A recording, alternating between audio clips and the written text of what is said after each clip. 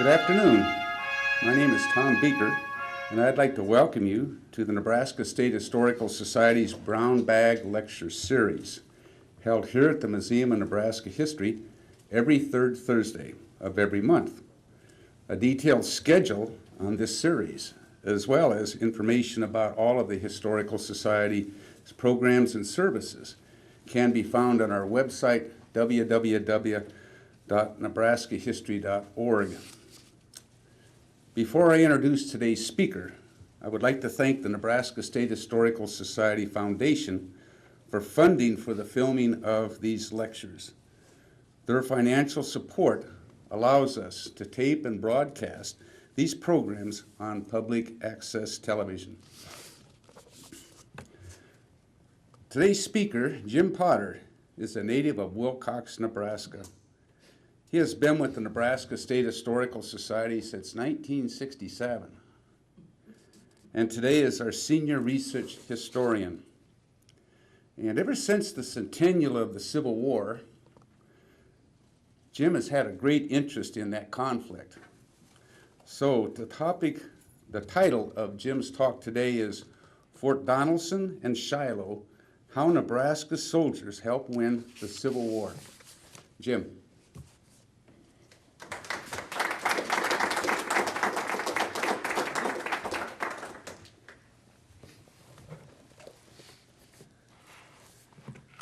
Thank you very much, Tom. I'm glad he didn't say that I was old enough to remember the Civil War in person. I also noticed only a handful of you are eating lunch. Did you think I was going to really go into gory details about blown up bodies and things? Well, I'm not. As you can see, my title there on the screen, I thought since this is the sesquicentennial of the Civil War, and this is 2012, and the battles that we're talking about took place in 1862, I thought it would be a good time to talk about these two battles, particularly because these were the only two large battles of the war that the 1st Nebraska Regiment was involved in. The first battle was the Battle of Shiloh, February 13th through 15th, 1860, the Battle of Fort Donelson, February 13th through 15th, 1862, and the second was the Battle of Shiloh, April 6th and 7th, 1862. Both of these battlefields are in western Tennessee, and as I said, they're the only two that the 1st Nebraska Regiment of Volunteers participated in as far as large battles with Confederate armies. Now, having said that, I should also point out that the 1st Nebraska served in the Union Army from the summer of 1861 until July of 1866, which was longer than almost all other Union regiments. After these two battles, however, the 1st Nebraska was then deployed primarily against Confederate partisan forces in Missouri and Arkansas until June of 1864. Then from August 1864 until the regiment was discharged in July 1866, it served against Indians on the Great Plains. Most of this service actually took place here in Nebraska in the Platte Valley west of Fort Kearney. These Nebraska soldiers, along with those from several other Civil War volunteer units, were kept in service so long for a couple of reasons.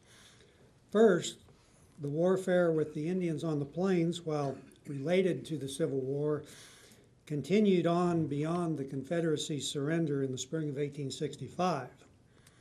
Second, once the Civil War was over, it took the government several months to redeploy the U.S. Army regulars, the standing army, back to the west. In the meantime, the volunteer regiments, such as the 1st Nebraska, had to remain on duty until the regulars could come back from the big war and relieve them. That's an interesting story in itself, but it's not the one I'm going to tell today. Today I'm going to talk mostly about what I believe are the 1st Nebraska's contributions to Union success at the battles of Fort Donelson and Shiloh. more so at the former than at the latter, and how these battles, the outcome of these battles, related to the Confederacy's eventual defeat in 1865. Because the Union had suffered several major military setbacks early in the war, for example, at First Bull Run and at Ball's Bluff in Virginia, July and October 1861, and at Wilson's Creek and Lexington in Missouri in August and September of 1861, the people of the North hailed the somewhat unexpected victories at Fort Donelson and Shiloh in the spring of 1862. Some optimists even predicted that they signaled the war would soon be over, which of course was not the case. Although recognized at the time as important accomplishments, the significance of Union victory in these two Tennessee battles is now more obvious with the benefit of hindsight. First, I want to give you a little more background on the 1st Nebraska itself. From the regiment's enlistment and departure from Omaha after its organization in the summer of 1861, through that fall and into early 1862, it was stationed at various points in Missouri without doing much that really seemed important to the war effort. The regiment, once it all assembled in St. Louis, was first sent down here to Pilot Knob, where they spent several weeks.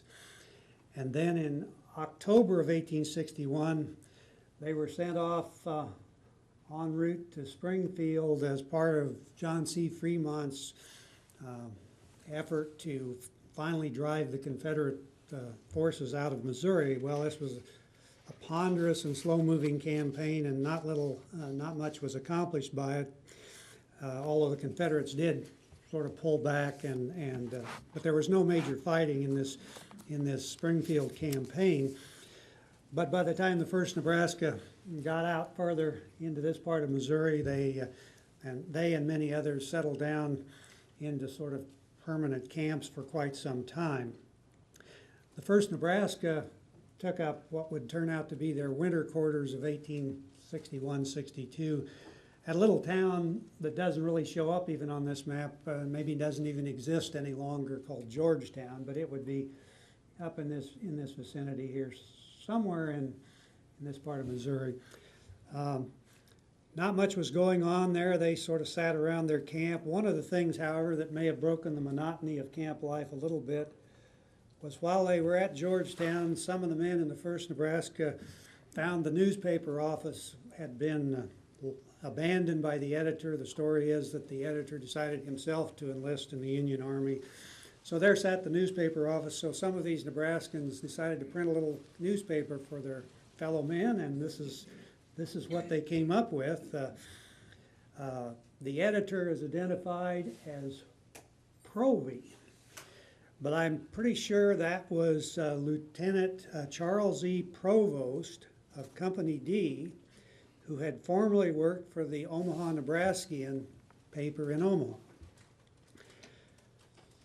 Now, if you'd like to see this original paper, you just have to walk upstairs into the Nebraska Joins the Union exhibit, where the whole thing is, the front page at least is on display. It's not very impressive. It's only, about so big, but it's got some interesting stuff in it, and it's the only issue that exists. It's the only issue I knew of, but I've also concluded that it's the only issue that was ever printed, because before they could print another one, this came out weekly, the troops were called away to join in the campaign for Fort Donelson.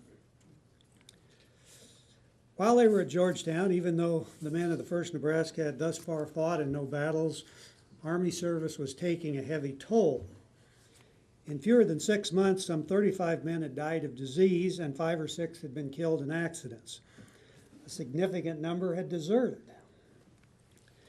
Incidentally, this is a photo of Private James Hutton of Company E that really shows how the men of the 1st Nebraska, and they were an infantry regiment at this time, how they looked. This is the uniform they were wearing, and this would have been the basic uniform that they were wearing during the battles we're going to talk about. The casualties that I mentioned from disease are not really surprising because 2 Civil War soldiers died from that cause for each one that was killed in battle. Many soldiers from rural regions, such as Nebraska, unlike their city counterparts, had never been exposed to childhood diseases such as mumps or measles, which spread quickly through the crowded Army camps, which also suffered from deplorable sanitation. And despite being a Western regiment, many of the Nebraska volunteers were not frontiersmen and thus were not acclimated to life in the field. At Georgetown, an average of 3 Nebraska soldiers died weekly, attributed to an intermittent fever. Now, one soldier blamed the medical treatment, quote, "Very few men ever come out of our hospitals alive if they are very sick unless he has an iron constitution," end quote. We know as well that Civil War medical treatment was primitive, the germ theory had not yet been recognized, and antiseptic procedures were not in use. Therefore, simple infections, often introduced by the doctors themselves, took a staggering toll.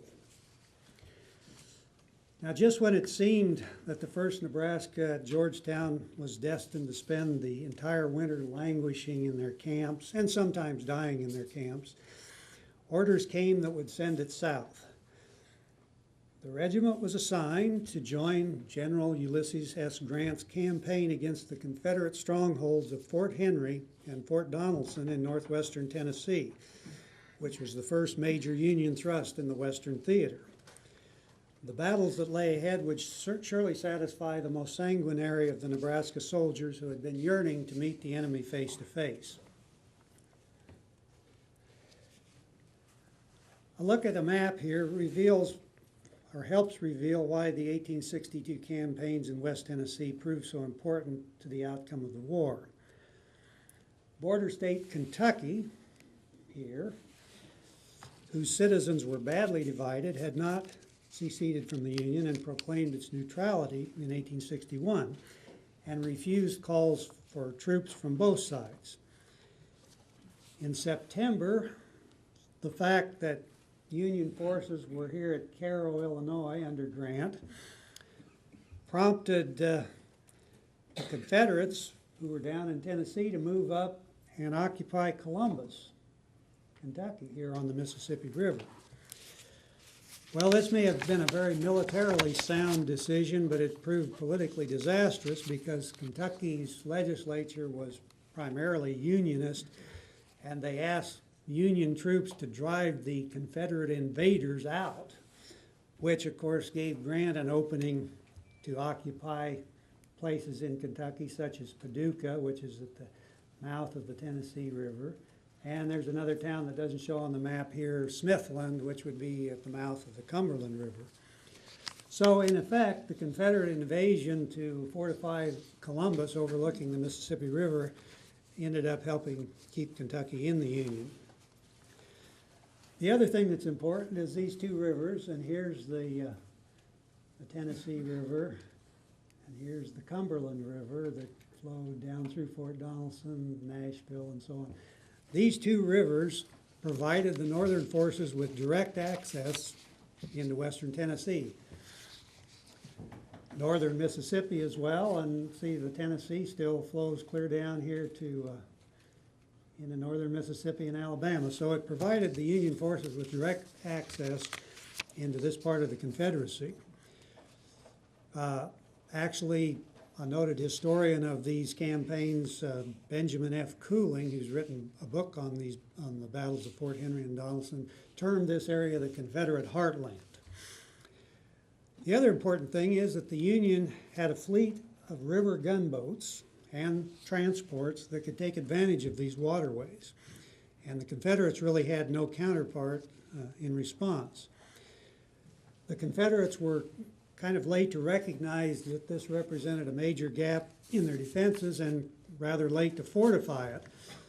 So they did hastily construct Forts Henry and Donelson on the Tennessee and Cumberland rivers respectively, but they were among the weakest links in the Confederate defenses in the West, which Grant saw as an opportunity, as I said, for offensive action. As February 1862 dawned, Grant's Army and U.S. Navy gunboats moved south on the Ohio and then the Tennessee rivers from the Union base at Cairo, Illinois. On February 3rd, the 1st Nebraska marched from Georgetown to Jefferson City, Missouri, where the men entrained for St. Louis. From there, steamboats carried them down the Mississippi to Cairo. By the time the Nebraska regiment had reached Cairo, Fort Henry, which was the fort on the Tennessee River, had already fallen, blasted into submission, I would say, by the Union gunboats. This fort was almost underwater anyway. The river was high and there was a lot of flooding, and it was a pretty poor place to have a fort, but it was on the river. But anyway, the Yankee gunboats blew it all to hell and the Confederates surrendered it. Now, after Fort Henry fell, Grant took his infantry soldiers and started them marching overland. It was only about 12 miles or 15 miles between Fort Henry on the Tennessee River and Fort Donelson on the Cumberland River, so he launched his troops across the neck of land on the way to Fort Donelson. The 1st Nebraska got to Fort Henry here on February 11th after it had fallen, and one of the cavalrymen associated in another unit with the Nebraskans described the fort as he saw it, quote, dismounted guns, barracks shivered in pieces, the inside of the fort bespattered with rebel blood. Now soon, and I'll show you this slide here, this is the land between Fort Henry here and here's Fort Donelson. So Grant's army marched across the way. The reinforcements, such as the 1st Nebraska that had come down the river a little bit late to get involved in the Fort Henry thing, they then were put back on steamboats and along with some gunboats, and they were sent back up the river here, and then they circled around, and they came back into the Cumberland and came down to about here where they were unloaded. So that took a few days to get these reinforcements, including the 1st Nebraska, down to the Fort Donelson area. Now, Colonel John M. Thayer, who at that time was the commander of the 1st Nebraska, was designated by General Grant to be an acting brigade commander and actually placed in charge of this flotilla of reinforcements that was circling around to come over to Fort Donelson. This group of boats, I believe it had 5 gunboats and 11 transports involved and quite a number of troops on board. These men landed 3 miles below Fort Donelson before dawn on February 14th, and again, that's basically kind of where they landed. Thayer's brigade included the 1st Nebraska, the 58th, 68th, and 76th Ohio, and it was assigned to the division under the command of General Lew Wallace. He was a volunteer, general officer, and most of you probably remember him, if you remember him at all, as the author of Ben-Hur, the book.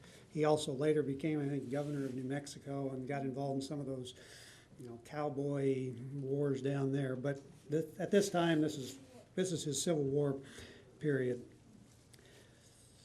The next day, and we're still talking about February 14th, but the next day, 3 more Illinois regiments were attached to Thayer's command. And then on the afternoon of February 14th, Thayer took his brigade down into position sort of in the middle of the Union lines, but they had not yet done any fighting. Now, the initial infantry fighting at Fort Donelson had actually started on February 13th, and it had proved something of a stalemate. So the next day, Grant said to himself, let's see if we can blast this fort down like we did at Fort Henry. So he ordered the gunboats to launch an attack down the river at the batteries that the Confederates had placed along the Cumberland. This is an early engraving of what was called the lower water battery, and there were kind of batteries stair-stepped up the bluffs at the river's edge. And I was down there myself in 1980, and this is kind of how the Park Service has reconstructed a little part of those lower river batteries. And you can see what a field of fire they had for the gunboats approaching from the distance up this river. So the Nebraska soldiers, along with about everybody else in the Union Army, just sort of sat around while the gunboats tried to blast Fort Donelson into submission, but in this case it didn't work. They fired away, and the batteries on the shore, the Confederate batteries, pretty badly riddled the gunboats and killed some men and shot them up so bad that they had to fall back down the river. So this meant that the battle was going to depend on the infantry troops for the most part. So on the night of February 14th, after the gunboat battle, it snowed somewhat, and it was kind of cold. February in Tennessee can be pretty cold. So all these soldiers were sleeping there on the battlefield, little snow trickling down. And the next morning, February 15th, Thayer and the Nebraska troops were held in reserve as rather desperate fighting broke out on the Union Army's right. There's where the batteries were, and there's where the gunboats attack came down. But the fortifications, the Confederates had fortifications kind of around the battlefield, even though they did have sort of an internal fort called Fort Donelson specifically. But this is all the battlefield of Fort Donelson here. So on the morning of the 15th, the Confederates tried to break out of their encirclement, and they launched an attack on the right. Their left attacked the right of the Federal forces. The leadership of the Confederate troops had concluded that they probably couldn't hold out, and they thought if they could punch a hole and drive the Yankees back a ways, they could escape out of this sort of entrapment and reach the open countryside. So initially this attack was very successful. It knocked back the division holding the Union Army's right and sent many of them into headlong retreat. As this battle on the Union right reached a crisis, Wallace took note of it. He saw some of the Federal troops streaming back in panic, and his entire division had not yet been engaged, so he on his own took the initiative to order some of his brigades to try to stop this breach in the line, and one of them was in fact Thayer's brigade. So this kind of shows a little later in the breakout attempt, and Wallace would have been in here, but he did move Thayer and some of his other men up to this point where the attack was coming from. As the 1st Nebraska moved past the stream of retreating Federals, Colonel Thayer posted the 1st Nebraska, Battery A of the 1st Illinois Light Artillery, and several of the Ohio and Illinois regiments at a right angle to the Winds Ferry Road, which arrowed through the Union lines and represented a route to freedom for the Confederates. And that Winds Ferry Road is right here, coming down.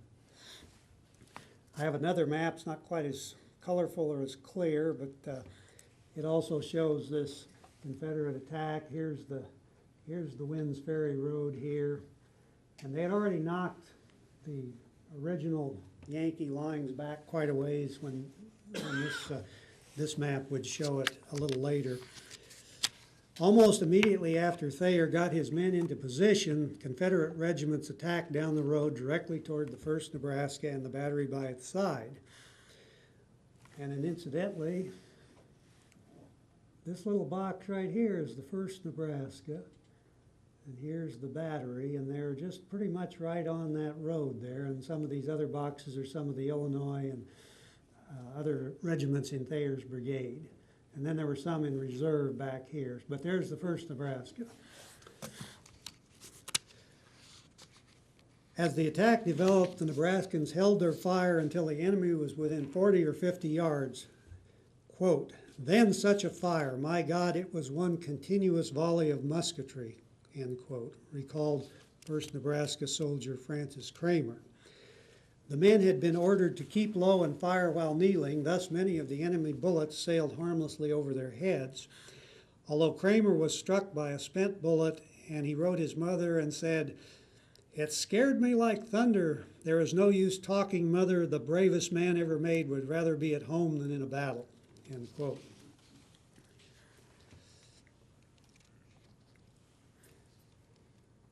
This is also a photo I took when I was down there in the 80s, and this is a pretty close to where the first Nebraska was. It was probably not quite that overgrown in the battle days, or you wouldn't have been able to even see the Confederates coming towards you, but it's pretty rugged terrain there.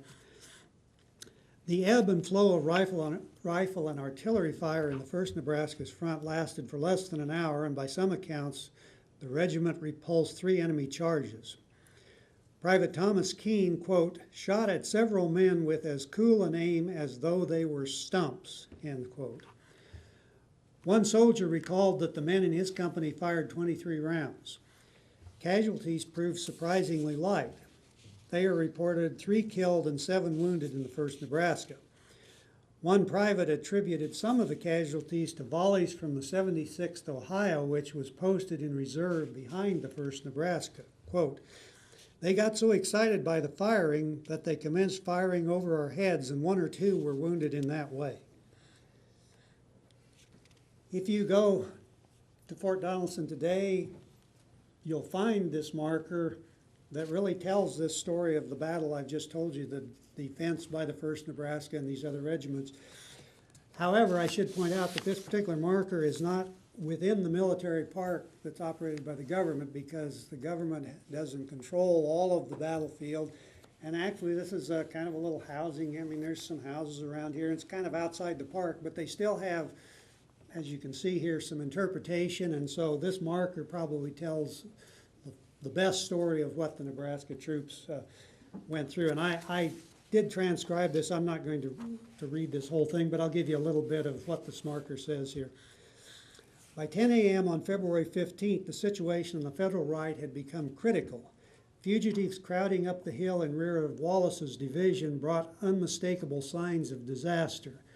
To prevent the spread of panic, General Wallace directed Thayer's brigade to move out at once in support of McClernand's command. The brigade formed for defense along this ridge, where this marker stands. Lieutenant Wood's Chicago battery, which had come up at a gallop, took position astride Wynn's Ferry Road at this point. The 1st Nebraska formed directly on the right of the battery. The 56th Illinois still farther to the right on the slope of the hill, so on and so forth. Scarcely had the brigade occupied its position when a strong Confederate force attacked, directing its main effort against the battery and the 1st Nebraska Regiment. So anyway, this marker here tells the details of this attack. I didn't read it all, but I gave you a little bit of it.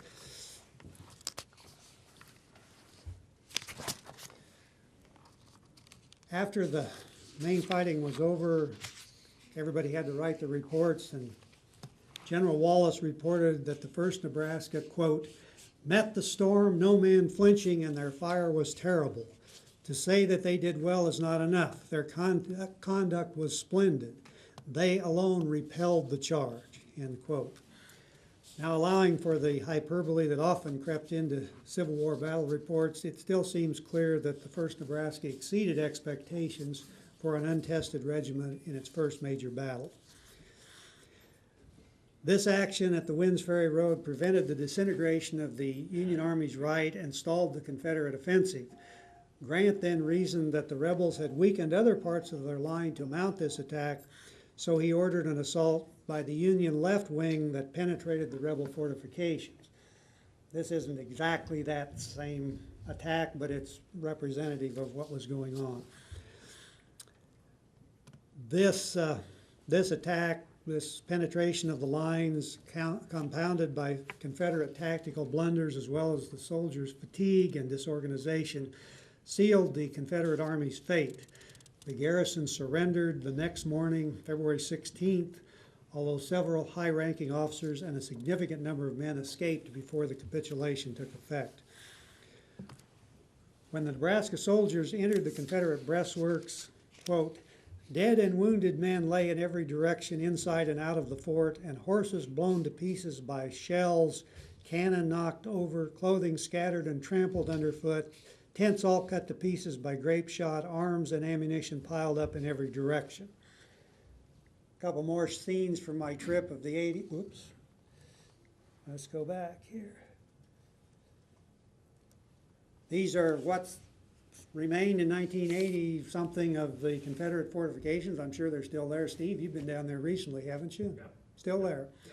So if you have a chance sometime, go down here. It's a pretty interesting battlefield. It's a good one for those Nebraskans who want to see where their soldiers were. And these trenches are remarkably big, considering how long it's been.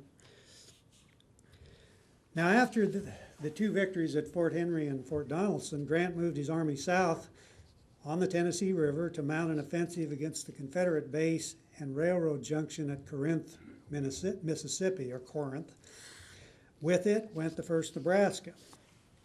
After a brief interlude in camp at Fort Henry, the regiment boarded a steamboat that would deposit it in mid-March 1862, along with the rest of Wallace's division, near Crump's Landing, which was about 5 miles north of another landing on the Tennessee River known as Pittsburgh Landing. And this was where the bulk of the Union Army established its forward base. Wallace's division at Crump's Landing was scattered along the road from the river to a little town nearby, and the 2nd Brigade, commanded by Thayer, now comprised the 1st Nebraska, the 23rd Indiana, the 58th Ohio, and the 56th Ohio. Lieutenant William D. McCord directly commanded the 1st Nebraska. Elements of the main Union Army down at Pittsburgh Landing had pushed away from the river and reached a small meeting house further out on the field, which was to give the battle its name, at least in the Union, the Shiloh Meeting House. Now, early on Sunday morning, April 6th, the soldiers that were at Crump's Landing, including the Nebraskans, heard the rattle of musketry and the roar of cannon in the direction of Pittsburgh Landing, which Sergeant William A. Pollock of the 1st Nebraska likened to a Nebraska storm building in intensity. Wallace prepared his division to march to the scene of what was clearly developing as a major battle. Contrary to Grant's expectations, the Confederates under Generals Albert Sidney Johnston and Pierre G.T. Beauregard had moved north from Corinth to launch a surprise attack.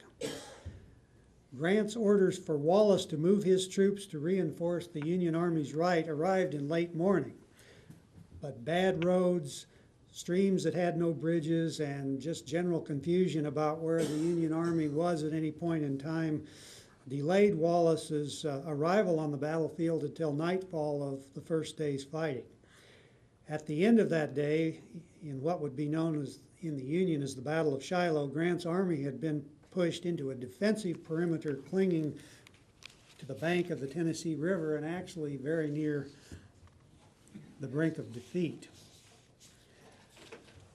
With the band playing the Star-Spangled Banner, the 1st Nebraska led Thayer's brigade to the battlefield on the evening of April 6th. The soldiers lay awake throughout the dark, rainy night, while Union gunboats on the river lobbed shells overhead into the rebel lines and pickets exchanged fire. Other Union reinforcements from General Don Carlos Buell's Army of the Ohio arrived and crossed the Tennessee River during the night. So all these weary soldiers knew that the battle would resume at daybreak.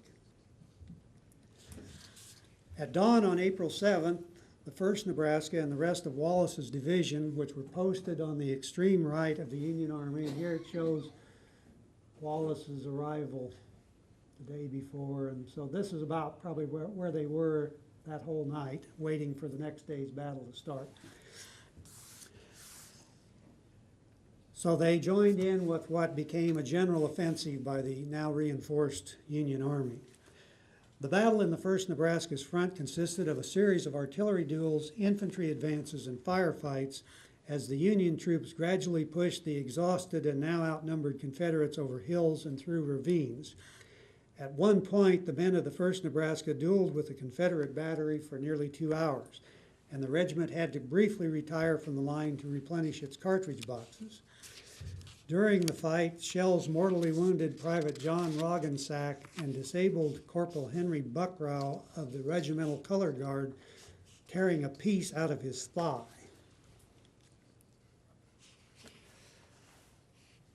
Now this, let me back up here.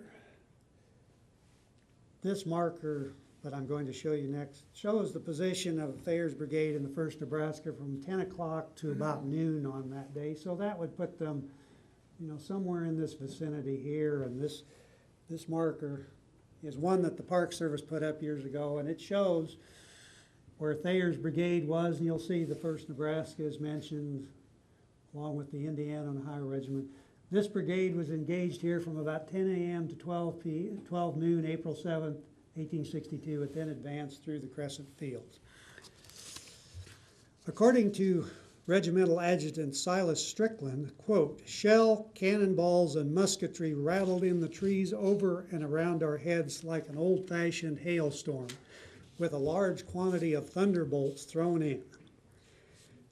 Enemy shells began hitting the 1st Nebraska's field hospital, but Surgeon William McClellan quickly relocated it to a safer location.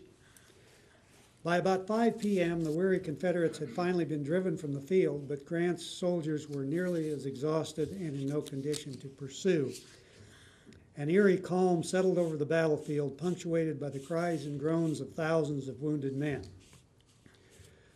1st Nebraska casualties included 4 killed and 22 wounded, remarkably few again given the intensity of the day-long fight. As at Fort Donelson, Thayer had ordered the men of his brigade to lie down when not engaged and to fire from kneeling or prone positions. Private Thomas Keene reported that when they saw the flash and smoke from the rebel guns, the men would, quote, "drop as quick as though we had all been shot." And many of the enemy bullets thus passed harmlessly overhead. Moreover, the hilly wooded terrain at Shiloh afforded some natural cover. Adjutant Strickland wrote, quote, "Many commanding officers speak loudly of the great numbers they lost, while it is Colonel Thayer's boast how well he saved his men." Although the Union Army had very nearly been defeated on April 6th, it held the field on the evening of April 7th, while the dispirited Confederates retreated to their base at Corinth. More than 3,000 men had been killed and 16,000 wounded in the Battle of Shiloh, which was the most horrific of the war so far.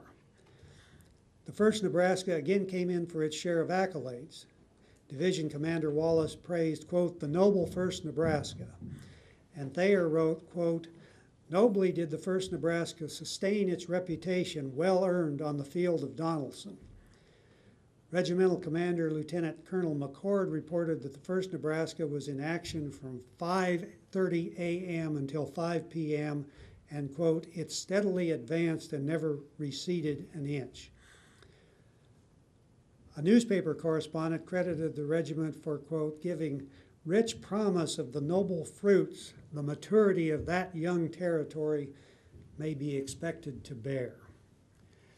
I'm just doing this from memory, but I think if you go upstairs in the same exhibit that has the little newspaper, I think you'll find a powder horn that has written on it, "picked up from a dead rifleman at Shiloh," and I think this was picked up from a dead Confederate. I don't think the Yankees were much using powder horns by then, but the Confederates probably were still. So you might want to go up there after we're done, take a look at it. It has written, somebody's written on there, which means it's probably a souvenir from the Battle of Shiloh. Never again during the war would the 1st Nebraska join in combat between large armies on a major battlefield. Although the regiment took part in the Union advance into northern Mississippi following the Battle of Shiloh, it saw no fighting during that campaign. The Confederates evacuated their base at Corinth before the slow-moving Federals could lay siege to the town. For the duration of its time in the South, the 1st Nebraska served mostly west of the Mississippi in one of the war's backwaters characterized by small-scale skirmishes and guerrilla warfare. I'm going back to this map because it helps, I think, understand how Union success in these two battles was a watershed moment of the war. Victory at Fort Donelson, which Civil War historian Bruce Catton has called one of the most decisive engagements of the entire war, opened the Mississippi River to the Tennessee border by flanking the Confederate stronghold at Columbus, Kentucky. See, once Grant won here, he was outflanking the Confederates, so they had to withdraw from this fortification on the Mississippi. So that was the first benefit. The other thing that happened right after Fort Donelson was the Confederates had to evacuate Nashville because the Yankees had an open way right down to the capital of Tennessee, and that was in fact the first Confederate state capital to fall to the Union forces, and they evacuated Nashville. Success at Shiloh solidified Union control over 45,000 square miles of former Confederate territory by turning back the supreme Southern bid to recover West Tennessee. It was territory that the South would never regain. Union victory at Fort Donelson and Shiloh also helped lead to the April 8th Confederate surrender of Island No. 10 that had blocked the Mississippi River above Memphis.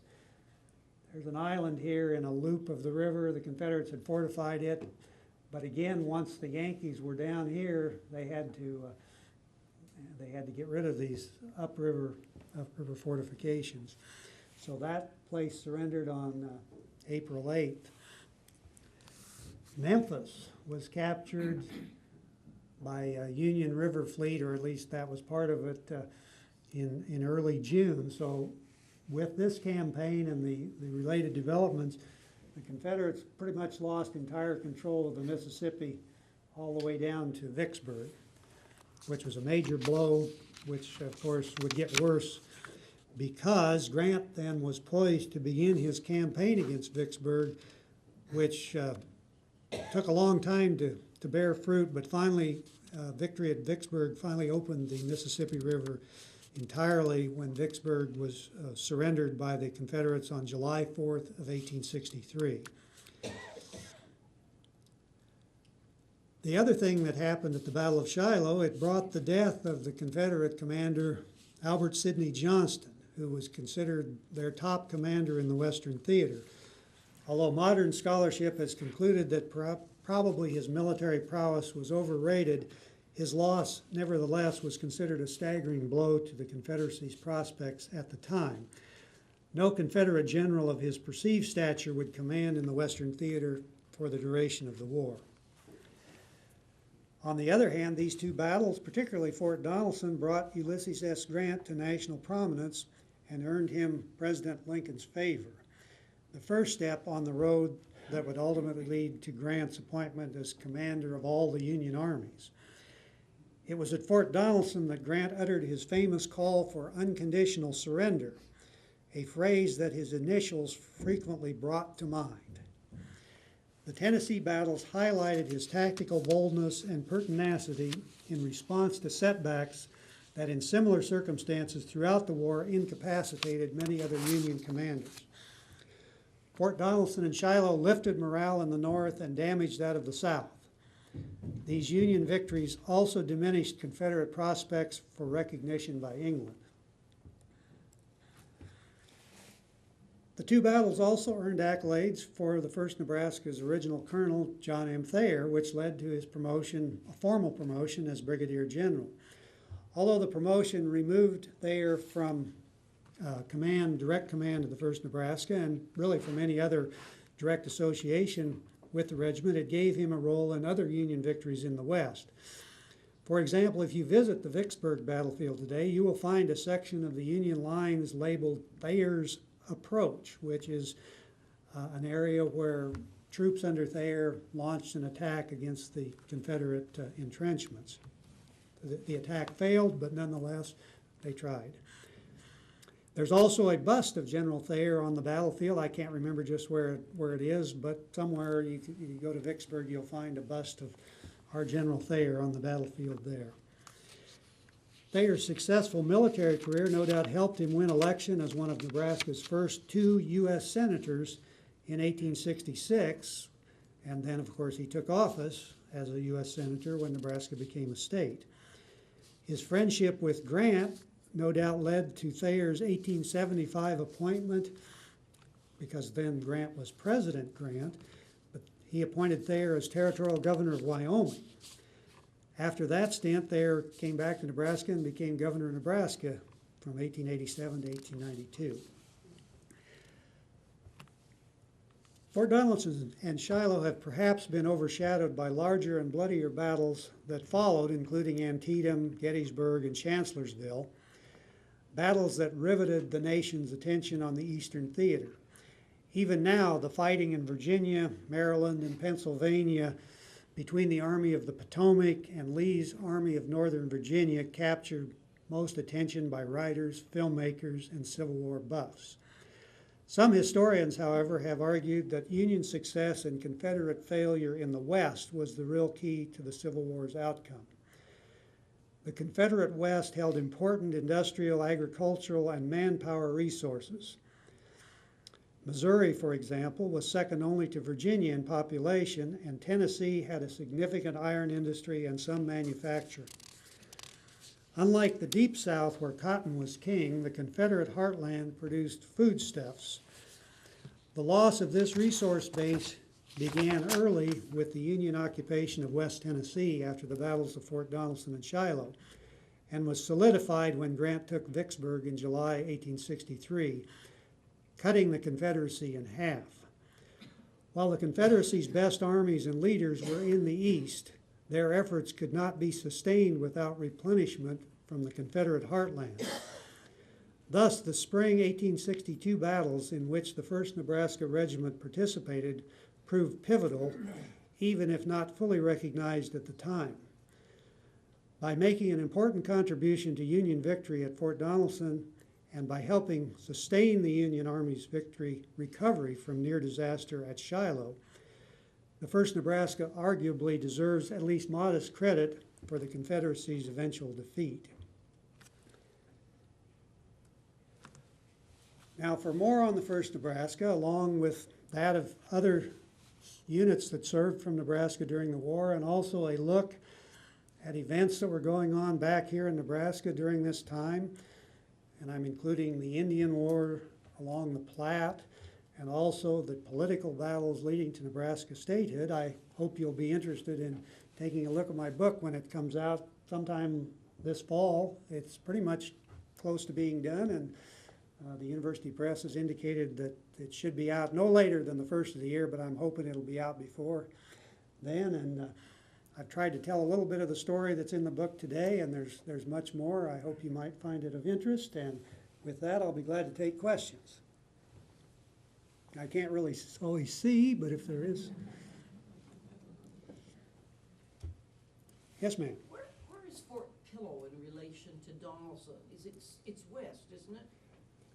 I may have to have the help of some of the other buffs, but I think it's further south on the Mississippi River. On the river, is it on the Mississippi? It was on a map there. Was it? Let's go back. It- We'll go back. Oh, yeah, right there. Oh, there it is. I knew it was, Yeah, it's right on the river. yeah, it's on the river. Okay, there we go. Well, that was an easy question to answer. What went on there? Anything?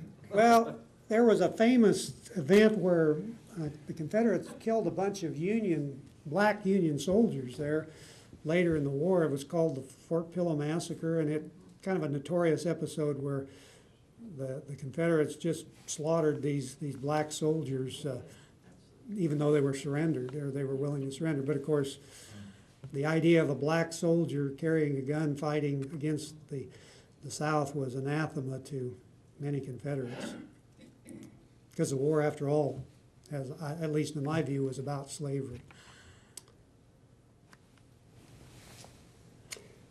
Well, did I see a hand back? Weren't the Nebraska volunteers supposed to, originally, weren't they told that they were going to stay in Nebraska, and then later on they changed their mind?